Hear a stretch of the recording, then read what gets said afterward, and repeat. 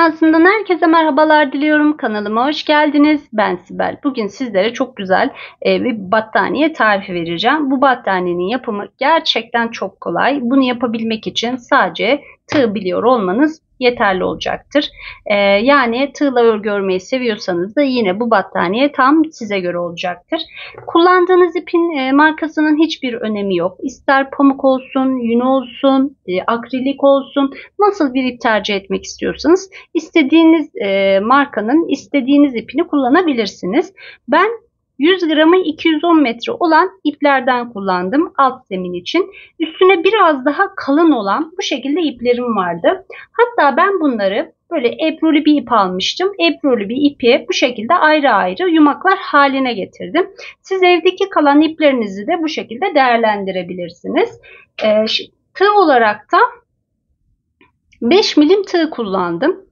Bayağı bir ucu kalın. Bir de ince 2,5 numara milim olarak ne kadar bilmiyorum ama bu benim daha önceki kullandığım bir tığ olduğu için şu şekilde yan yana getirdiğimde de görülecektir. Yine ince bir tığa da ihtiyacımız olacak ama çok kalın bir şekilde bu şekilde de bir tığa ihtiyacımız var ve makasa ihtiyacımız var. Hadi hep birlikte hemen başlayalım. Battaniyemizi yapabilmek için ilk öncelikle alt zemini bu şekilde kafesler yapmamız lazım.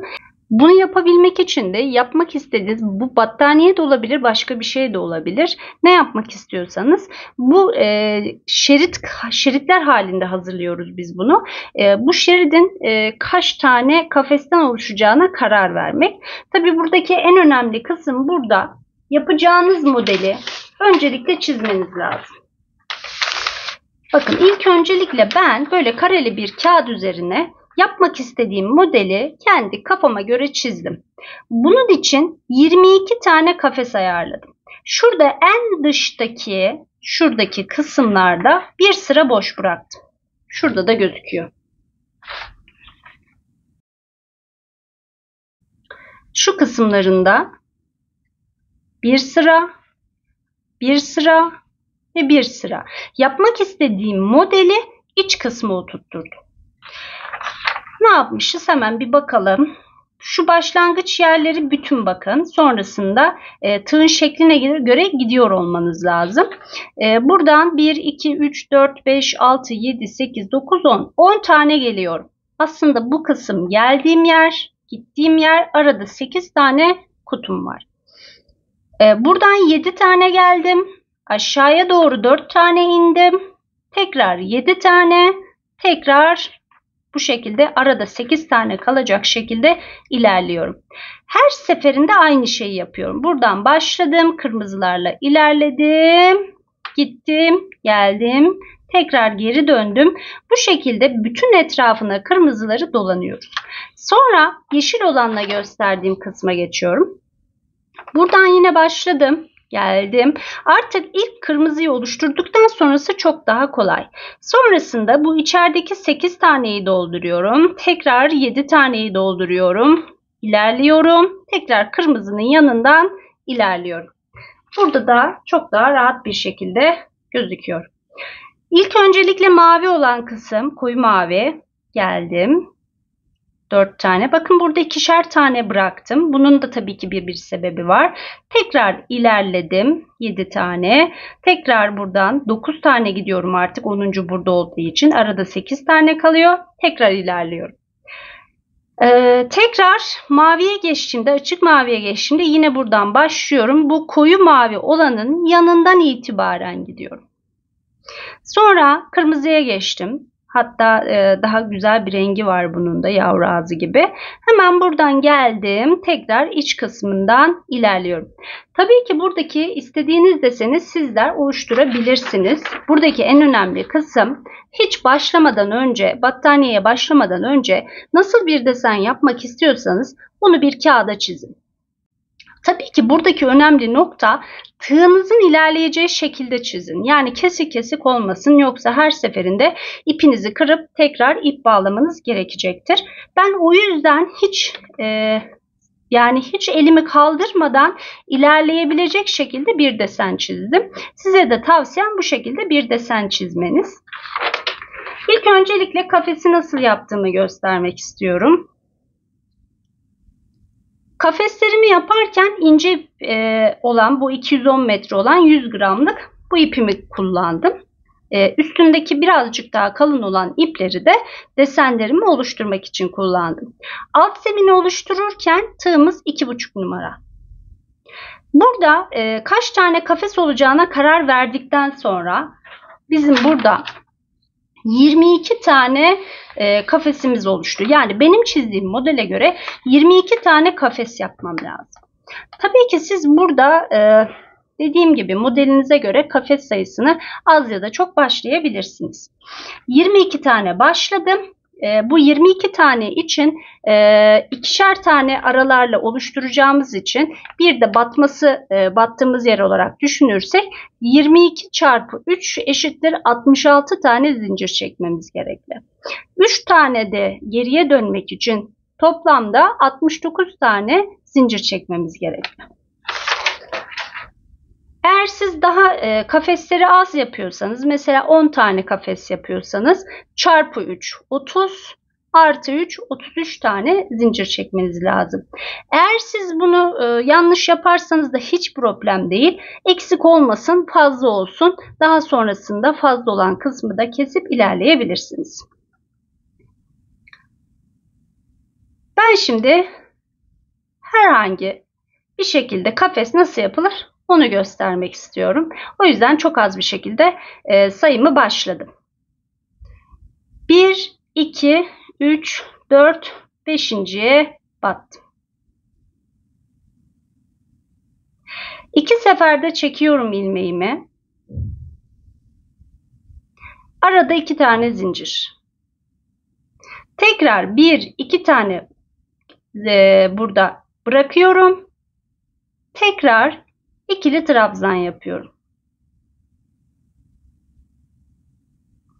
Tekrar 2 zincir. 1, 2, 3.'ye. Bu üst kısmına yaptığım iplikler biraz örümü zor açıkçası. Bu şekilde toplamda 22 tane kafes yaptım. Dönüşlerde 5 tane zincir. 5 tane zincir çekiyorum. Dönüyorum. Tekrar buraya kafes yapıyorum. 2 tane zincir. Tekrar kafes. 2 tane zincir. Eğer burası küçük olursa sizin burayı 6 tane olarak da yapabilirsiniz.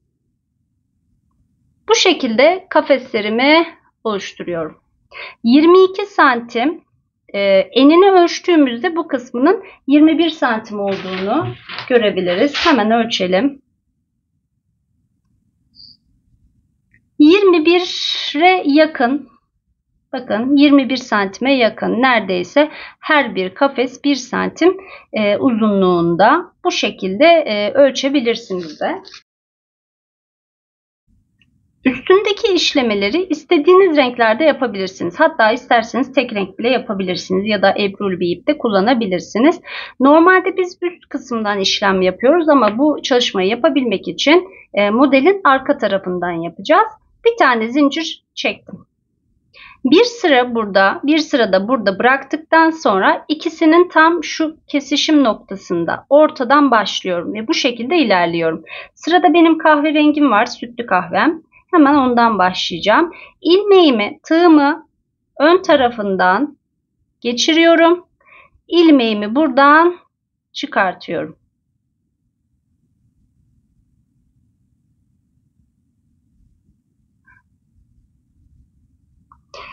Elim her seferinde, sol elim her seferinde alt tarafta olacak. Sağ elim de üst tarafta olacak. İkincisinden ilmeğimi geçiriyorum. Tığımın içerisinden geçiriyorum. Biraz bunu bol bırakmanız lazım.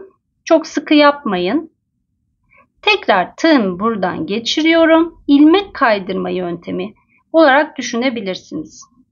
Bakın tığımı geçiriyorum. İlmeğimin içinden geçiriyorum.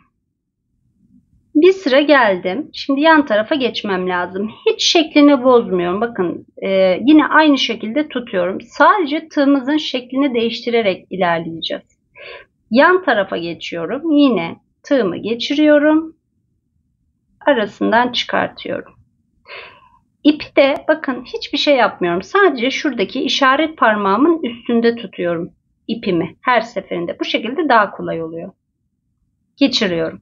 Tığın yönünü değiştiriyorum sadece. Şimdi bakın yan tarafa geçeceğim. Yan tarafa geçerken de yine aynı şekilde.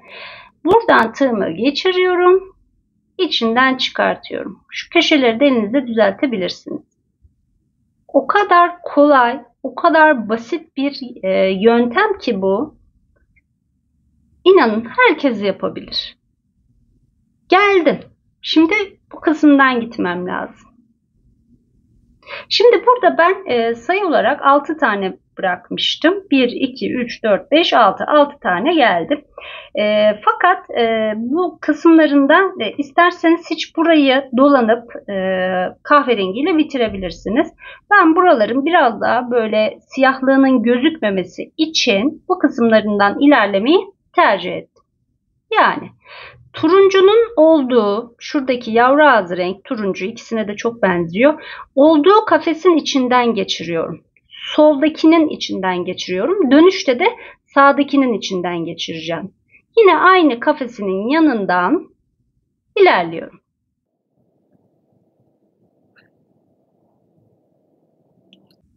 Yanındaki kafese geldim. Yanındaki kafese geldiğimde bakın hiç şeyimi bozmuyorum. Battaniyeyi böyle upuzun bir şekilde örmüştük. Yani sürekli sağa sola çevirmenize gerek yok.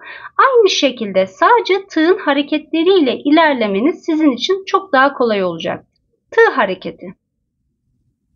Ve buradaki işaret parmağım her seferinde şu şekilde ipi üzerine alacak. Önemli olan nokta burada bu ipi çok kısa bırakmayın. Biraz uzun bırakın.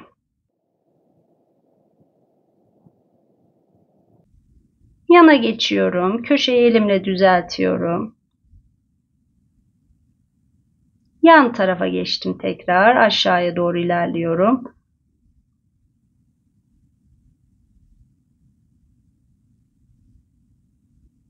Şimdi buradan gittik. Daha sonrasında hemen uç kısmına geldiğimizi düşünelim.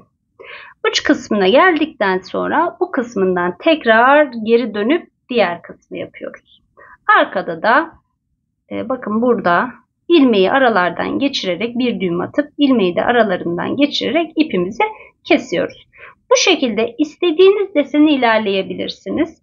Sadece şu kısımlarda daha da sarılarda mesela ileriye gitmedim. Sadece bu kısmını da bıraktım. Kenarlarında bir sıra bırakmıştım. Hemen şuradan gösterelim. Şu kenarlarında bir sıra bırakmıştım. Bunun nedeni ise krem rengi olanın bakın bu. Şu krem rengi olan. Buradan yine kenarını da siyahla geldim. Bu şekilde ilerledim. Tekrar geri dönebilmek için bu aralarda 2 tane bıraktım. Püf noktası burada bu. Yani tığın şekline göre bir gidiş bir geliş toplamda 2 sıra bırakırsanız çok rahat bir şekilde bu kısımlarını da istediğiniz renkle gelebilirsiniz. Benim aynı renk iplikten çok fazla yoktu. O yüzden ben olan ipliklerimi değerlendirmek amacıyla bundan mesela 6 tane ipim vardı. Bir tane bu şekilde 2 metreden 2 metre 10 santim 21 santim eninde 2 metre 10 santim boyunda yapabilmek için örgümüzü 2 tane 100 gramlık ip gidiyor. Bu kısımlarını bilmiyorum çünkü bu kısımları arta kalan ipleri değerlendirdim. Bu şekilde renkler farklı farklı oldu. O yüzden ne kadar ip gittiğini açıkçası bilmiyorum. Yine bunun içinde bayağı bir ip gidiyor onu söyleyebilirim. Çünkü bu iplerimiz biraz kalın ipler. O yüzden çok fazlasıyla ip harcıyoruz biz burada. Siyah tonu ortak olsun diye siyah renkle birleştirmelerimi yapmayı düşünüyorum. Farklı farklı yaptım. Arka zeminlerinden biraz daha belli olacaktır.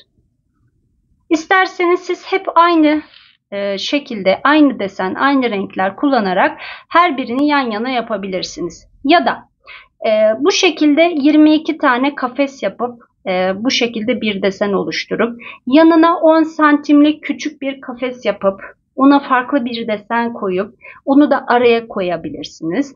Bütün hepsini farklı renklerde yapabilirsiniz. İsterseniz benim gibi hiç bu şekilde örmeyip battaniyenizin eni ve boyuna göre kafeslerinizi başlayıp ona göre de hepsini yapabilirsiniz. Ama o birazcık daha sizin için zor olacaktır. Çünkü dönmesi biraz daha kolay oluyor küçük parçalarda. Büyük bir battaniye yapmak gerçekten çok zor olacaktır o şekilde. Size tavsiyem parçaları ayırarak bu şekilde benim yaptığım gibi istediğiniz ebatlarda, istediğiniz modellerde sadece size özgü olan battaniyeler oluşturabilirsiniz. Şimdi bunları nasıl birleştirdiğime geçmek istiyorum. Bu 5 milimlik olan bu kalın tığla sadece şekillerini oluşturdum. Alt zemin ve birleştirmelerimi 2,5 numara tığla yapacağım. Hemen bir tane zincir atarak başlıyorum. Köşeden geçirdim. Yine köşeden geçiriyorum. İkisini birleştiriyorum. Tek yapacağım şey hem bundan hem diğerinden ikisini de aynı anda alarak birleştirmelerimi yapmak. Tek yapacağım şey bu olacak. Bir arkadakinden, bir öndekinden alıyorum, birleştiriyorum.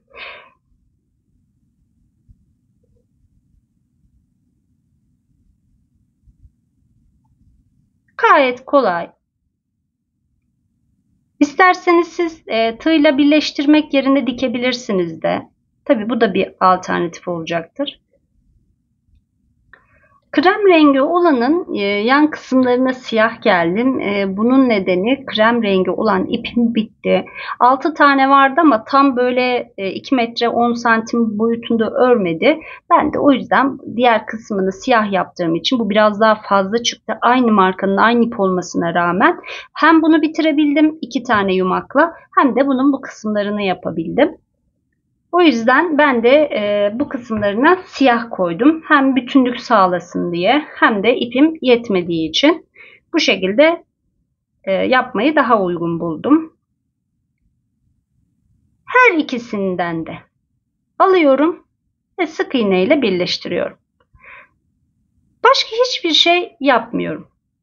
Her ikisinden de alıp bu şekilde birleştirmemi yapıyorum.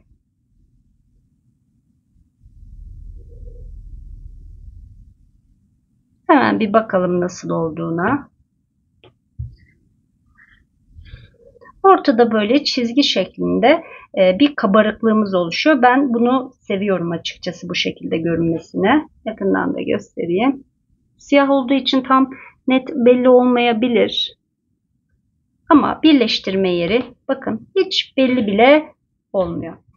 Battaniyemiz bitti. Gayet keyifli bir çalışma oldu benim için de. Hem evdeki kalan iplerimi değerlendirmiş oldum hem de böyle farklı ve güzel bir sadece bende olan bir battaniyeye sahip olmuş oldum. Bu şekilde kendi modelinizi oluşturarak rengarenk battaniyeler örebilirsiniz. Yapımı gerçekten gayet kolay. Tığ kullanan herkesin yapabileceği bir çalışma. Tabii ki sadece battaniye değil bu şekilde etekler, hırkalar, yelekler de bebek battaniyeleri, kırlentler yine birçok alanda bu tekniği kullanarak harikalar yaratacağınızı düşünüyorum. Umarım sizler de bu yapmış olduğum battaniyeyi beğenmişsinizdir. Bir sonraki tasarımımda tekrar buluşmak dileğiyle. Kendinize çok iyi bakın. Hoşça kalın.